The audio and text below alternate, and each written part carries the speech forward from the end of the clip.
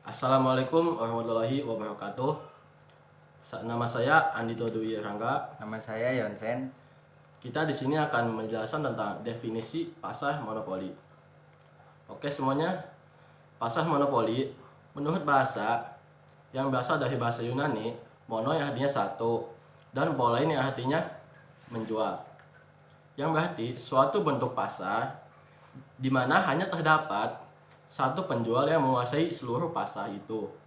Penentu harga pada pasar ini adalah seorang penjual atau sering disebut sebagai monopolis. Dan itu adalah penjelasan definisi tentang istilah. Selanjutnya ada sebagai penentu harga, sebuah monopoli dapat menaikkan atau mengurangi harga dengan cara menentukan jumlah barang yang akan diproduksi. Semakin sedikit barang yang diproduksi akan semakin mahal. Semakin mahal harganya bahan tersebut, begitu pula sebaliknya. Bagaimana demikian? Penjual juga memiliki suatu batasan dalam penetapan harga.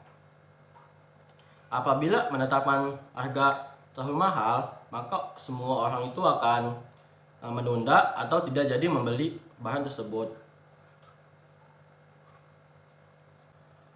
Apabila menetapkan harga terlalu mahal, jadi konsumen atau pembeli akan menunda pembelian atau berusaha mencari atau membuat barang pengganti produk tersebut atau mencarinya di pasar gelap.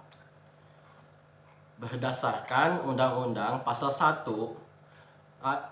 ayat 1 nomor 5 tahun 1999 menyebutkan bahwa monopoli adalah penguasaan atas produksi dan atau pemasaran barang atau jasa oleh suatu pelaku usaha atau satu kelompok pelaku usaha. Jika dalam Islam, monopoli artinya ikhtiar, berasal dari kata hak yang berarti mengumpulkan dan menguasai barang kebutuhan, yang berarti memiliki kepentingan sepihak atau motivasi yang kuat dalam mempermainkan harga serta memiliki hak opsi untuk menawarkan barang itu ke pasaran atau tidak.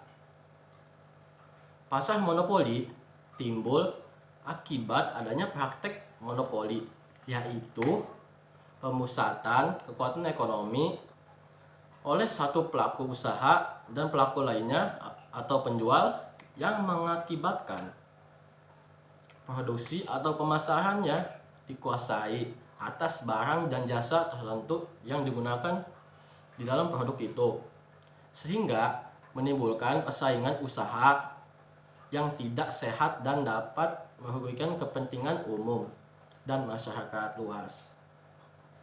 Berarti yang dimaksud dengan monopoli pasar adalah suatu bentuk hubungan antara permintaan dan penawaran yang dikuasai oleh satu pelaku ekonomi terhadap permintaan seluruh konsumen. Dan di dalam UU Pasal 1 nomor 1 anti monopoli, monopoli didefinisikan sebagai penguasaan atas produk dan atau pemasaran barang dan atau di atas penggunaan jasa tertentu oleh satu pelaku dan pelaku lainnya atau satu kelompok usaha lainnya. Jadi, pasar monopoli timbul akibat adanya praktek monopoli, yaitu pemusatan kekuatan ekonomi oleh suatu pelaku usaha atau penjual yang mengakibatkan dikuasainya produksi dan pemasaran atas barang dan jasa tertentu, sehingga menimbulkan persaingan usaha tidak sehat dan dapat merugikan kepentingan umum. Walaupun pasar monopoli penjual tidak memiliki saingan, belum tentu ia dapat memperoleh keuntungan yang besar. Hal ini mungkin saja terjadi bila biaya produksi berada di atas harga pasar, sehingga kurva permintaan pasar sama dengan permintaan kurva pasar, di mana pada kurva pemilihan pasar rata-rata penerimaan marginal dapat ditentukan. Pada saat sekarang, perusahaan yang 100% bersifat monopoli jarang ditemui. Mungkin hanya komoditi jasa seperti telepon, gas, air, dan listrik yang dikuasai oleh pemerintah. Baik, saya akan melanjutkan definisi tentang pasar monopoli. Secara harfiah, monopoli berasal dari bahasa Yunani, monos yang artinya satu, dan polein yang artinya menjual. Sehingga pasar monopoli dapat didefinisikan sebagai suatu bentuk pasar di mana hanya terdapat suatu penjual yang menguasai pasar. Penentu harga pada pasar monopoli adalah seorang penjual atau sering disebut sebagai monopolis, atau bisa juga diartikan sebagai suatu bentuk pasar di mana hanya terdapat satu perusahaan saja, dan perusahaan ini menghasilkan barang yang tidak mempunyai barang pengganti yang sangat dekat. Oleh sebab itu, penjual dapat menentukan harga dan memperoleh keuntungan yang tinggi. Pasar monopoli ini sering diartikan negatif pada sebagian orang yang kurang memahami ilmu ekonomi. Padahal, ada juga sebagian monopoli yang bertujuan untuk menghindari praktek monopoli yang tidak merugikan masyarakat pada umumnya. Sebagai contoh, perusahaan air minum atau PAM dalam menyediakan air bagi masyarakat. Hal ini dapat membantu masyarakat kurang mampu untuk bisa menikmati listrik dengan biaya yang murah melalui subsidi yang telah diberikan pemerintah setempat sesuai dengan Undang-Undang Dasar 1945 Pasal 33 Ayat 3 yang berbunyi, bumi, air, dan kekayaan alam yang terkandung di dalamnya dikuasai oleh negara dan dipergunakan sebesar-besarnya untuk kemakmuran bagi rakyat Indonesia.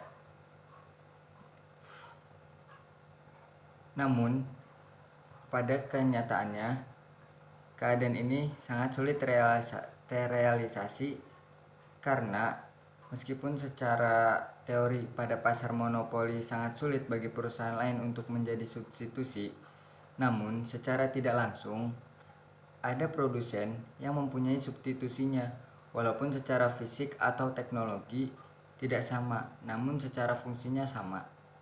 Bahkan sekalipun itu regulated monopolies yang diatur dan diawasi pemerintah. Sebagai contoh, meskipun pengelolaan listrik nasional diberikan kepada perusahaan listrik negara atau PLN dan tidak ada persaingannya, namun masih ada perusahaan genset sebagai substitusi bagi daerah yang belum terjamah oleh PLN.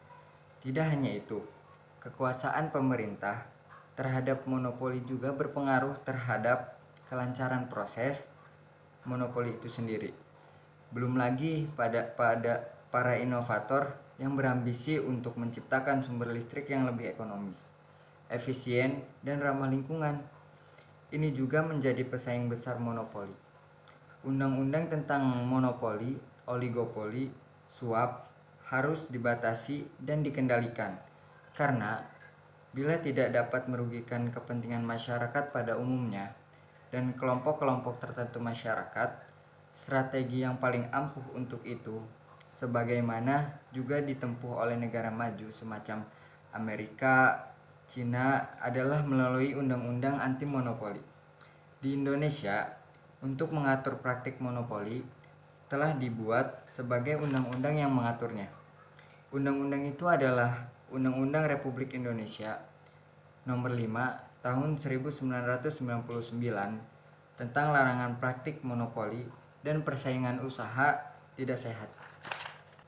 Undang-undang ini menerjemahkan monopoli sebagai suatu tindakan penguasaan atas produksi dan pemasaran barang atau penggunaan jasa tertentu oleh suatu pelaku usaha atau suatu kelompok pelaku usaha. Sedangkan Praktik monopoli pada undang-undang tersebut dijelaskan sebagai suatu pemusatan kekuatan ekonomi oleh satu atau lebih pelaku usaha yang mengakibatkan dikuasainya produksi dan pemasaran atas barang dan jasa tertentu sehingga menimbulkan persaingan usaha tidak sehat dan dapat merugikan kepentingan umum. Undang-undang ini dibagi menjadi 11 bab yang terdiri dari beberapa pasal. Itu saja yang dapat kami jelaskan. Sekian, terima kasih. Assalamualaikum warahmatullahi wabarakatuh. Waalaikumsalam warahmatullahi. Perkenalkan, nama saya Ahmad Hilmi Fawasni dan rekan saya Alfian Eka Nursanto. Saya di sini akan membahas materi tentang ciri-ciri pasar monopoli. Ciri-ciri pasar monopoli terbagi menjadi 5. 1. Monopoli pasar adalah industri atau satu perusahaan. 2. Tidak mempunyai barang pengganti yang mirip. 3. Tidak ada kemungkinan untuk masuk ke dalam industri. 4. Dapat mempengaruhi kenaikan harga. 5. Promosi iklan kurang diperlukan. 1. Monopoli pasar adalah industri dari suatu perusahaan. Hanya ada satu saja perusahaan dalam industri tersebut. Karena itu, barang atau jasa yang dihasilkannya tidak dapat dibeli dari tempat lain.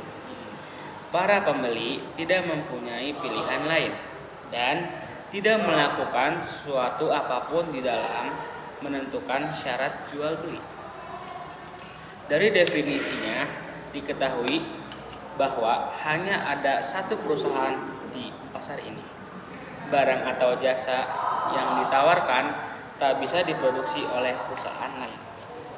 Dengan demikian, para pembeli tidak punya pilihan lain untuk menggunakan barang atau jasa yang diproduksi perusahaan tersebut. 2. Tidak mempunyai barang pengganti yang mirip.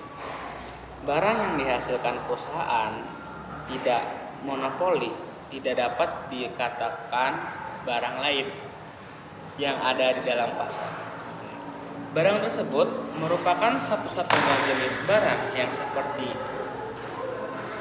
itu dan tidak terdapat barang mirip atau close substitute yang dapat menggantikan barang tersebut.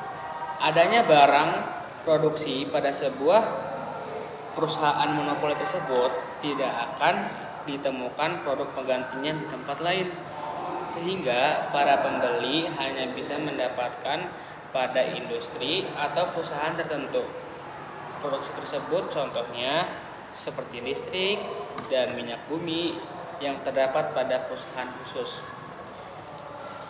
3. Tidak ada kemungkinan untuk masuk ke dalam industri.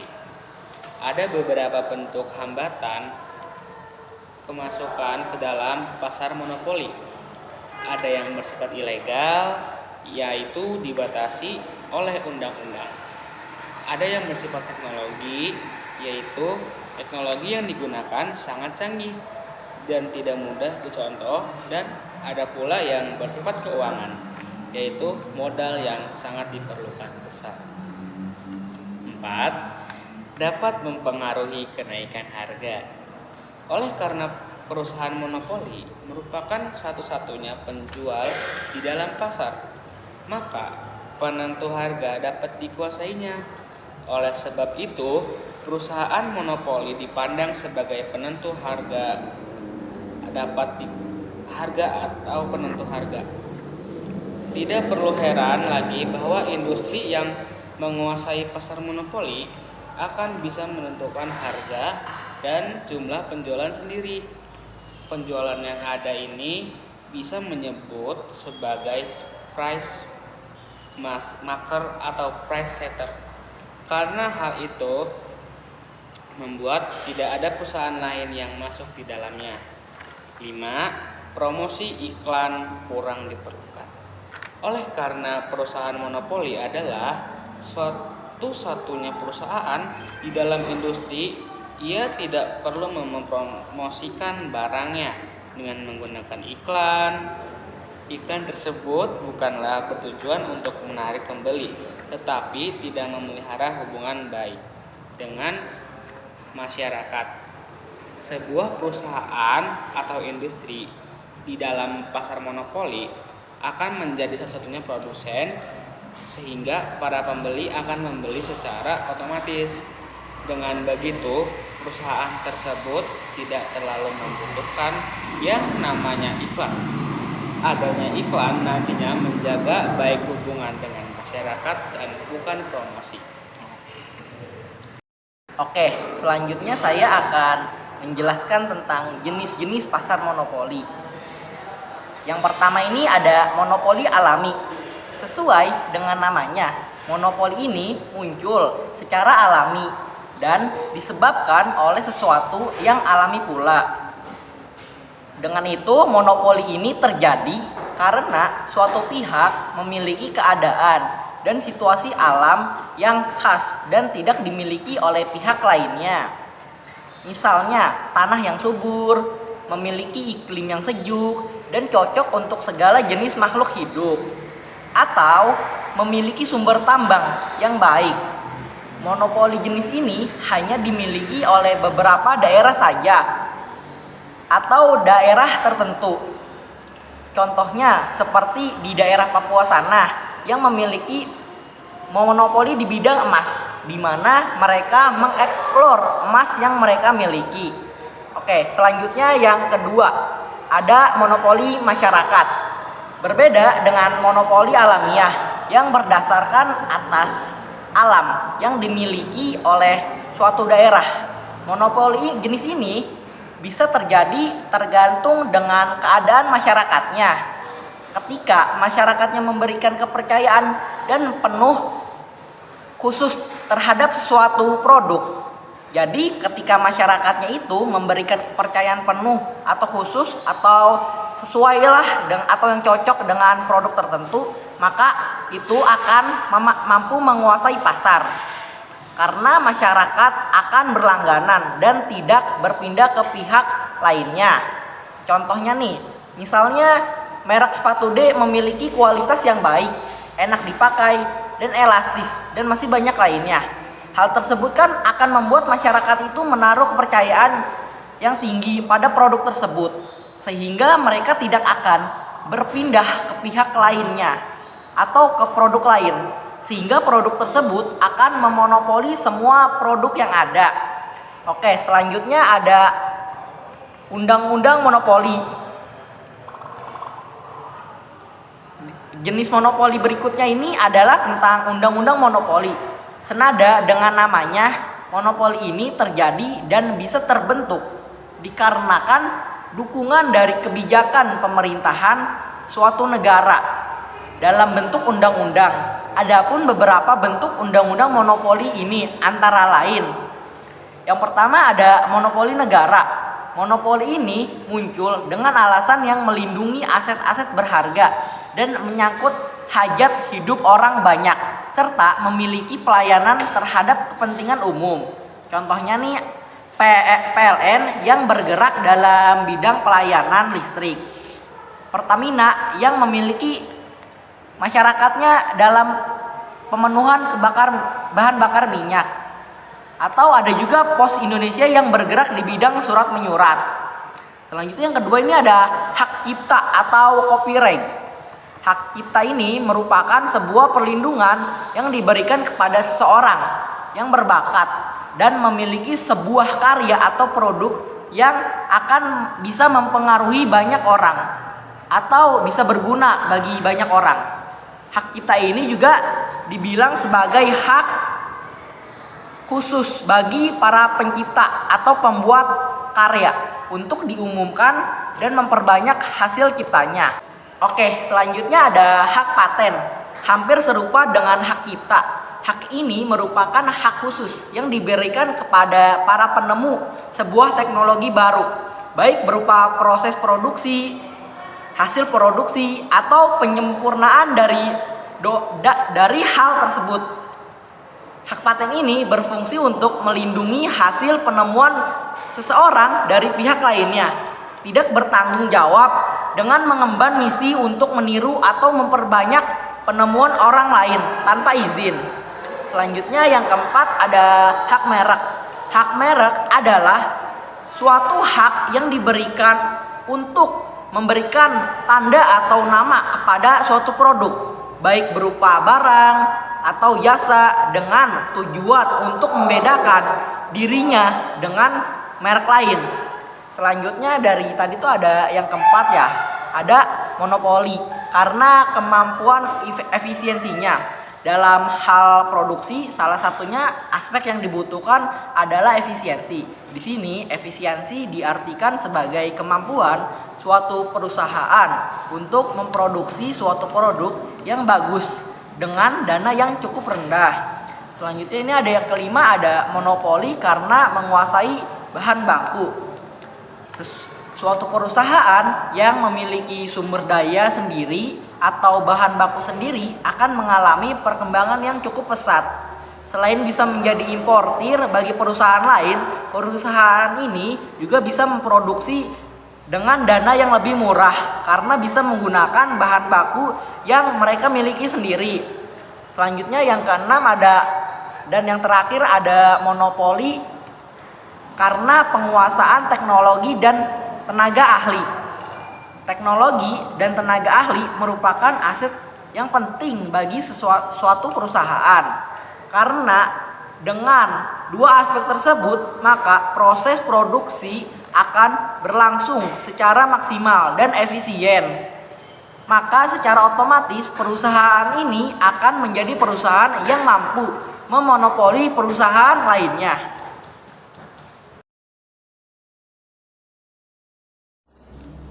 Assalamualaikum warahmatullahi wabarakatuh. Perkenalkan, nama saya Ahmad Faisal dari kelas 1B Teknik Industri dengan NIM 16012200174. Dan nama saya Muhammad Raihan Suhandi dari kelas 1B TKI dengan NIM 16012200170. Di sini kami akan menjelaskan subbab 3 mengenai kelebihan dan kekurangan pasar monopoli. Saya akan menjelaskan kelebihan monopoli pasar. 1. Adanya keinginan mempertahankan monopoli dan takut akan tergeser oleh pihak pesaing, maka akan muncul dengan sendirinya kreativitas dan inovasi dari perusahaan atau pihak yang berkuasa. Hal ini sangat baik karena akan selalu ada sesuatu yang baru dan motivasi untuk jadi lebih baik besar. 2. Peluang terjadinya pertentangan sangat kecil karena tidak ada sama sekali perusahaan-perusahaan kecil yang untuk menyaingi dan berkembang menjadi besar, sehingga tetap satu perusahaan atau pihak itu yang berkuasa dan bisa memonopoli pasar. 3. Dalam pasar biasa dilakukan penelitian dan pengembangan produk karena adanya izin dan pihak yang memonopoli pasar kepada pihak yang bersangkutan. 4. Untuk monopoli yang berbentuk hak cipta, hak paten akan dibuat seseorang atau badan terpresiasi dan termotivasi untuk terus menciptakan berkarya untuk mewujudkan sebuah perkembangan yang signifikan. 5. Kualitas produk selalu terjaga dan dijamin baik karena jika tidak dijaga, konsumen akan beralih ke pihak lain. Meskipun hanya perusahaan itu yang memiliki semuanya. Namun, jika tidak menjaga kualitas, otomatis konsumen juga akan mencari yang lain. 6. Perusahaan monopoli selalu berusaha melakukan pengembangan produk melalui research dan develop untuk pengembangan produknya secara luas dengan berbagai jenis serta mutu untuk mendapatkan laba tinggi. 7. Peluang terjadinya kompetisi kecil. Perusahaan monopoli tidak memiliki kompetitor yang berarti. Dengan demikian, jumlah penjual di pasar monopoli memang sedikit sehingga membentuk peluang terjadinya pertentangan di pasar menjadi sangat sedikit. 8. Perusahaan di dalamnya akan menghindari produk-produk tiruan dan menghindari persaingan yang tidak bermanfaat. Banyaknya perusahaan yang bersaing nantinya dapat menimbulkan pemborosan, terutama pada bahan baku yang langka. 9. Akan menimbulkan skala ekonomis yang dapat menurunkan biaya produksi. Biasanya, perusahaan besar ada di dalamnya sehingga dapat menikmati skala yang ekonomis sehingga bisa menurunkan biaya produksi, sehingga kesejahteraan pegawai dan masyarakat menjadi tinggi. 10. Adanya dorongan untuk menggunakan teknologi canggih dan terbaru. Adanya sistem monopoli dapat memungkinkan untuk membeli dan menggunakan mesin canggih dan baru untuk memproduksi banyak barang dalam waktu tertentu. 11. Terdapat dorongan untuk menciptakan hal baru untuk meningkatkan kesejahteraan masyarakat. Sekian penjelasannya tentang kelebihan pasar monopoli. Selanjutnya akan dijelaskan oleh teman saya. Oke, untuk selanjutnya saya akan menjelaskan tentang kelemahan monopoli pasar. Oke, yang pertama, sering muncul ketidakadilan karena hanya satu pihak itu yang diuntungkan, sedangkan pihak lain hanya bisa menerima tanpa menggulingkannya. Kedua, pemborosan sering dilakukan oleh pihak yang memonopoli pasar karena mereka tidak begitu memperhatikan efisiensi kegiatan produksi yang dilakukannya. Mereka hanya fokus agar produksinya laku dan tidak ada pesaing. Yang ketiga, konsumen tidak bisa berebut banyak. Yang ketiga, konsumen tidak bisa berbuat banyak dan harus menerima semua keputusan dari perusahaan monopoli. Jika harus membayar dengan harga yang tinggi, maka konsumen terpaksa akan menurutinya. Yang keempat, jangan sampai tereksploitasi sangat kental dalam pasar monopoli ini, karena perusahaan besar tersebut bebas melakukan apapun dan apa adanya tenaga yang mereka miliki. Tentu hal ini akan merugikan semua pihak. Yang kelima, alokasi sumber daya yang merugikan masyarakat. Perusahaan monopoli yang tidak memiliki saingan bisa mengatur suplai barang di pasar. Hal ini akan membuat mereka dapat mempengaruhi harga pasar sesuai kehendak mereka. Yang pada akhirnya, ketika harga dinaikkan secara sembarangan, akan merugikan masyarakat. Yang keenam, bisa memunculkan kekuasaan ekonomi. Perusahaan akan meningkatkan produksi ketika terdapat pesanan, kemudian menetapkan harga yang tinggi dan tidak menambah jumlah produksi barang. Yang ketujuh, para konsumen dalam sistem monopoli ini terpaksa harus lemah dan menerima produk apapun dari produsen. Yang ke-8, perbedaan dalam setiap pembagian pendapatan. Perusahaan dalam sistem ini akan mendapatkan hasil besar dalam waktu singkat maupun lama. Sedangkan pada pasar persaingan sempurna akan mendapatkan hasil normal dalam waktu yang lama. Yang kesembilan, tidak ada persaingan sehingga menyebabkan produk barang mengalami penurunan kualitas dan kuantitas. Yang ke-10, kesejahteraan konsumen berkurang. Para konsumen harus membayar biaya dengan harga untuk memproduksinya sehingga menurunkan kesejahteraannya.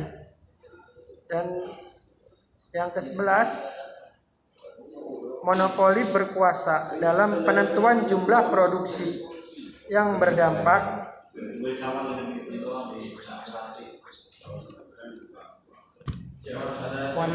yang ke-11 itu monopoli berkuasa dalam penentuan jumlah produksi yang berdampak pada ketersediaan produk untuk konsumen.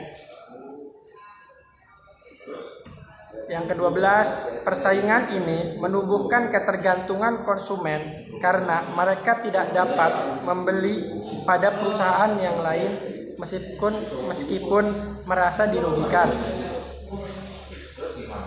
Selanjutnya, persaingan ini menumbuhkan eksploitasi terhadap pemilik faktor produksi.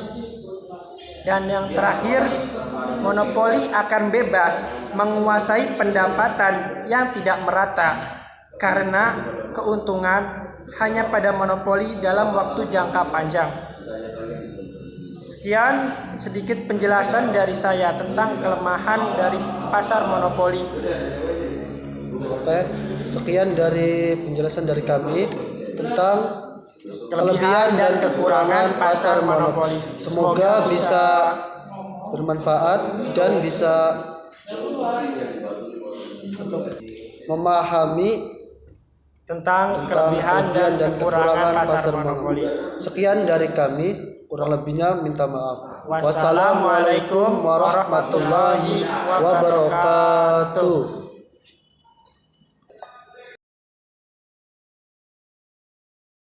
Assalamualaikum warahmatullahi wabarakatuh.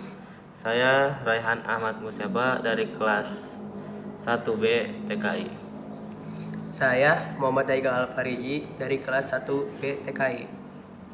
Di sini saya akan menjelaskan dampak dan contoh pasar monopoli. Dampak pasar monopoli ialah terbagi menjadi dua opsi. Yang pertama, dampak positif. Yang kedua, dampak negatif. Dampak positif ialah terbagi menjadi 5 bagian. Yang pertama, stabilitas harga. Ialah hal ini dikarenakan hanya ada satu perusahaan yang terlibat di pasar yang menetapkan harga karena tidak ada produk pesaing dalam jenis struktur pasar lainnya. Harga tidak stabil dan cenderung elastis sebagai akibat persaingan. Yang kedua, skala ekonomi. Ialah karena ada satu penjual di pasar ini, maka akan senantiasa mengarah pada skala ekonomi karena produk yang terjadi dalam skala besar yang menurunkan biaya per unit untuk penjual, di mana pada akhirnya para penjual dapat memberikan keuntungan ini kepada konsumen dalam bentuk harga yang lebih rendah. Yang ketiga, penelitian dan perkembangan. Ialah karena perusahaan monopoli menghasilkan keuntungan abnormal atau supernormal dalam sistem perekonomian, maka perusahaan dapat menginvestasikan uang itu untuk penelitian dan pengembangan. Yang keempat, sumber pendapatan. Sumber pendapatan ialah karena monopoli dapat menghasilkan keuntungan yang besar, menjadi satu-satunya penjual di pasar dan karenanya menjadi sumber pendapatan baik untuk pemerintah yang menguntungkan masyarakat secara keseluruhan. Yang kelima, sumber utilitas publik yang penting. Monopoli seringkali juga dikendalikan untuk negara dalam menjalankan perusahaan dengan membantu dalam memproduksi dan menyediakan barang-barang yang penting untuk keperluan umum. Dan yang kedua, dampak negatif keberadaan pasar monopoli terbagi menjadi 4 bagian. Yang pertama, harga lebih tinggi dan alokasi sumber daya sering kali bias. Alokasi sumber daya dalam monopoli seringkali bias dan terdistorsi karena dalam produksi barang-barang tersebut sumber daya tersebut seringkali tidak dapat diperoleh oleh perusahaan kecil atau penjual atau setidaknya oleh sejumlah besar perusahaan di pasar. Yang kedua, diskriminasi harga dan praktik perdagangan yang tidak adil. Untuk tetap menikmati berbagai keuntungan sebagai satu-satunya penjual di pasar dan untuk tetap memperoleh keuntungan besar-besaran, monopoli sering melakukan praktik perdagangan yang tidak adil dan untuk memastikan bahwa pesaing di pasar tersingkir dan tidak terdampak pada mereka. Dan yang ketiga, berpotensi menghadapi depresi. Perusahaan akan selalu mendapatkan permintaan konsumen semata-mata, yang berarti bahwa bahkan dalam situasi seperti depresi ekonomi, monopoli dapat bertahan karena permintaan yang diterima oleh konsumen di pasar monopoli. Yang keempat, kualitas barang. Kualitas barang ialah tidak ada persaingan di pasar semacam itu. Monopoli seringkali dapat menyediakan barang dengan kualitas rendah atau lebih rendah untuk menghemat biaya produksi dan menghasilkan lebih banyak keuntungan. Kualitas barang juga menyebabkan kerugian bagi konsumen sehingga produk akan mendapatkan kerugian dan bagi konsumen. Di sini saya akan melanjutkan presentasi yang menjelaskan contoh pasar monopoli yang terbagi 9 bagian. Yang pertama, pasar monopoli murni atau disebut pure monopoli, pasar yang sempurna monopolinya seperti perusahaan air minum, PAM atau PDAM, PT Kereta Api, dan perusahaan listrik negara atau yang disebut PLN. 2. Pasar monopoli tak sempurna yang bisa disebut near monopoli, misalkan seperti perusahaan Unilever yang hampir memiliki semua merek produk kebersihan. Hanya sedikit kompetitor yang ada dan menyainginya. Contoh lainnya adalah seperti Google yang hampir menguasai pasar mesin pencari di internet. Yang ketiga ialah PT Perusahaan Listrik Negara atau yang disebut PLN sebagai penyedia listrik. Yang keempat, selanjutnya Perusahaan Daerah Air Minum atau yang disebut PDAM sebagai penyedia air bersih. Yang kelima ialah PT Pertamina sebagai penyedia bahan bakar. Yang keenam, PT Kereta Api Indonesia atau yang disebut KAI sebagai penyedia layanan transportasi kereta api. Yang ketujuh, selanjutnya PT Pelayaran Nasional Indonesia atau yang disebut PELNI sebagai penyedia transportasi laut. Yang kedelapan ialah PT Pindad sebagai produsen alat utama sistem senjata atau yang disebut alutsista. Yang terakhir, nomor 9 yaitu Bulog sebagai penyedia beras termasuk diantaranya beras impor. Sekian dari kelompok kami.